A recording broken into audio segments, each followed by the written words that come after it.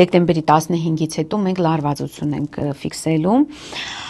Եվ այս դիրքը շատ բարենպաստ է հողեղեն նշանների համար, հատկապես ցուլ կենդանակերպի համար,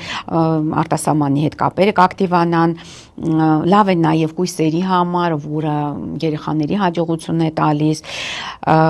եւ նաև այդ եղջյուրների համար, այդ եղջյուրները իհարկե առաջի տանն է Մարսը, դա նշանակում է սիրելի այդ եղջյուրներ, դուք պետք է ակտիվ գործեք դեկտեմբերի 15-ից հետո, որովհետեւ միայն այդ ակտիվությունը ձեզ կօգնի արագ հասնել նպատակներին, այսինքն եթե այլ ժամանակ գործի այդ եղջյուրը այդքան արդյունավետ չի լինի, քան եթե դեկտեմբերի 15-ից հետո։ Ինչ վերաբերվում է հրեղեն նշաններին, նույնպես բարենպաստ է այս դիրք, հատկապես բարենպաստ է խոյերի համար, որոնք ունենան գործնական հաջողություններ դեկտեմբերի 15-ից հետո։ Լավ է նաև առյուծների համար աշխատանքային հաջողություններ են, իսկ աղնավորների համար իհարկե շատ բարենպաստ է, դե ֆինանսական հաջողություն կբերի Մարսը այդ եղջյուրում։